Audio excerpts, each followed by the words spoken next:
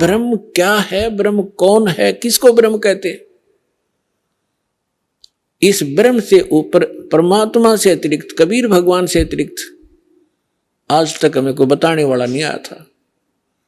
और परमात्मा से प्राप्त ज्ञान के आधार से ये नकली संत, ये नकली पंथ राधा स्वामी वालों ने सारी नकल करके और झूठी उसकी अपने सत्र का जो उसको परमात्मा के यथार्थ ज्ञान को भी उलझा दिया अपने गलत अनुभव के कारण।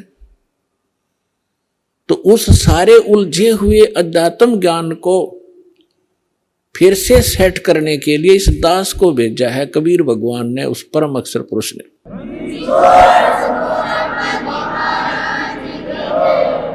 और उसके विषय में परमात्मा ने, कबीर साहब ने कहा कि नौमन सूत उलझिया ये ऋषि रहे जखमार, और सतगुरु ऐसा सुलझा दे, उलझा ना दूजी बार।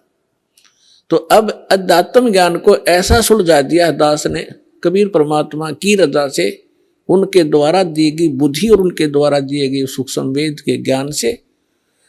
अब ये कलयुग में अध्यात्म मार्ग को कोई उलझा नहीं सकेगा, भक्ति कोई करियो चाहे ना करियो। और भक्ति करेंगे क्योंकि भक्ति के लिए तो सभी हम बढ़ते चले गए। पहले हम हिंदू बने, फिर ईसाई बने, फिर मुसलमान बने, फिर सिख बने। हम भगवान के लिए बढ़ते जा रहे हैं। अब राधा स्वामी बने, कोई निरंकारी बने। तो ये हम क्यों बने? क्योंकि परमात्मा के लिए डिवाइड हुए हम। अब फिर एक होंगे, जब ज्ञान एक हो जाएगा, भगवान एक सामने आ जाएगा, हम फिर से एक होंगे। हम मानव हैं, जीव हमारी जाति है, मानव धर्म हमारा, हिंदू मुस्लिम सिख ईसाई कोई धर्म नहीं है न्यारा। ये आपके एक दिन हृदय में जगह बन जाएगी इसकी सच्चाई के साथ। एक तो फॉर्मेलिटी होती है, सच्चाई के साथ आप इसको स्वीकार करोगे कि हम भिन्न नहीं है, हम यहाँ के वासी नहीं है, हम सतलोक के रहने वाले। अब जो प्रसंग चल रहा है, गीता अध्याय नंबर 2 के श्लोक नंबर 46 में कहा है कि छोटे जलाशय पर कोई आश्रित व्यक्ति है और उसको बहुत बड़ा जलाशय यानी झील प्राप्त हो जाती है, तो उस बड़े जलाशय की प्राप्ति के उपरांत छोटे जलाशय में जैसा प्रयोजन रह जाता है, ठीक इसी प्रकार उस परमात्म ज्ञान की प्राप्ति के उपरांत, उस परमात्म ज्ञान की प्राप्ति के उपरांत, उस परम अक्षर ब्रह्म की यथार्थ मार्ग के, उस अध्यात्म मार्ग की प्राप्ति के उपरांत इन छोटे भगवानों में, अन्य भगवानों में जैसी आस्था रह जाएगी, ऐसी आस्था रह जाएगी जैसे छोटे जलाशय में रह जाती है बड़े जलाशय की प्राप्ति के उपरांत। अब कैसे? जैसे कोई छोटे तालाब पर आश्रित था, उसका अच्छा जल था, स्वस्थ जल था, स्वच्छ जल था, और उससे अपना जीवन निर्वाह कर रहे थे, लेकिन वो पर्याप्त नहीं था, सफिशिएंट नहीं था। उसको मालूम था एक वर्षा नहीं हुई तो त्राही त्राही करके सह परिवार नष्ट हो जाएंगे। लेकिन वो जल खराब नहीं था, लेकिन पर्याप्त नहीं था। और जब वो झील मिल जाती है, वो जल वो वैसा, उससे भी स्वस्थ है, वो वैसा ही है, लेकिन वो पर्याप्त है। तो छोटे जलाशय को त्याग कर तुरंत उस दूसरे बड़े जलाशय पर वो व्यक्ति आश्रित हो जाता है।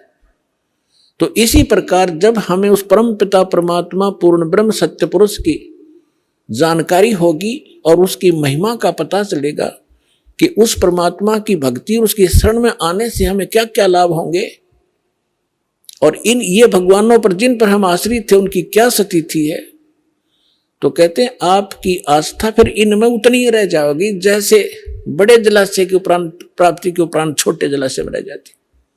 वो छोटे जलाशय बुरा नहीं लगता, लेकिन वो सफिशिएंट नहीं है, इसलिए उसको त्याग देना ही वो उचित समझता है। ठीक इसी प्रकार इस अध्यात्म मार्ग को गीता अध्याय नंबर 2 के श्लोक नंबर 46 ने समझाने की चेष्टा की है। देखिएगा, श्रीमद् भगवद गीता अध्याय नंबर 2 का ये देखिए, गीता अध्याय नंबर 2 और श्लोक नंबर ये 46।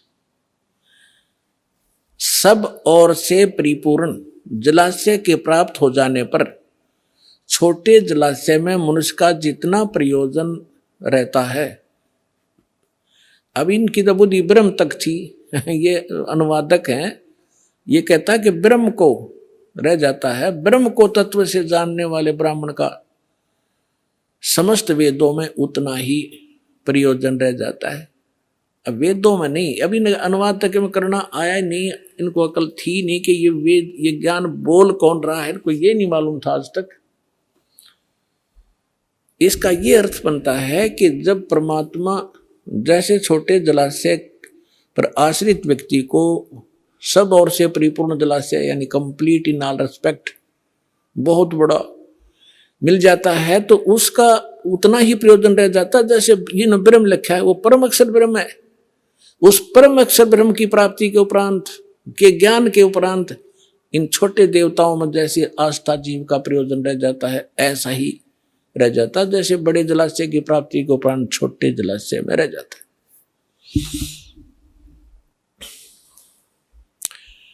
अपनात्मा सबसे पहले हमने ये देखना होगा कि परमात्मा को कैसे पहचाने। अब पहचान किसी, हमने भगवान की पहचान, परमात्मा हमने सुना कहां से? हमारे धर्म गुरुओं से। हमारे धर्म गुरु क्या बताते थे कि हम वेदों से ज्ञान दे रहे हैं, हम श्रीमद् भगवत गीता से आपको बता रहे हैं, हम पुराणों से आपको ज्ञान दे रहे हैं। तो आज तक हम हिंदू धर्म में जन्मे प्राणी अपने इन सदग्रंथों को सत्य मानते आ रहे हैं कि हमारे धर्म गुरु पुराणों से, गीता से और वेदों से, पवित्र सदग्रंथों से, इन्हीं से हमें ज्ञान बताते आए। उस समय हम शिक्षित नहीं थे, हमारे पूर्वज शिक्षित नहीं थे। शिक्षा प्राप्त करने का केवल एक वर्ण को अधिकार था, ब्राह्मणों को, और समाज ने उन ब्राह्मणों को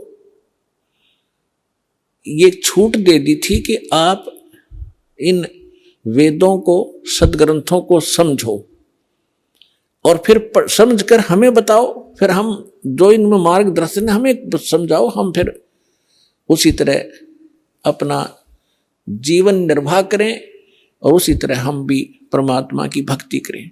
और उसके लिए उनको फ्री छोड़ दिया कि हम तुम्हें दक्षिणा दिया करेंगे, आप अपना निर्वाह भी चलाओ उनसे और सदग्रंथों को अच्छी गहनता से जानो और फिर हमें बताओ।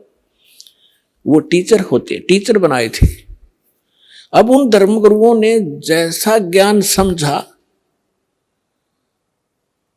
वो भी आपको प्राप्त है। आपको कैसा बता रखा है? ब्रह्मा विष्णु महेश को सर्वेश्वर, इनके कोई माता पिता नहीं, इनकी कोई जन्म मृत्यु नहीं होती, ये सर्वेश्वर है। और कुछ एक ने क्या बताया कि ब्रह्म सुप्रीम पावर है, ब्रह्म। अपने आत्माओं, ये तो बच्चों की व्याख्या थी, अनजान बालकों की दंत कथा, लोक वेद सुना सुनाया अज्ञान भरा हुआ था ये सारा। आप सुन रहे थे जगत गुरु तत्वदर्शी संत रामपाल जी महाराज जी के मंगल प्रवचन। अधिक जानकारी के लिए विजिट कीजिए हमारी वेबसाइट www.jagatgururampalji.org।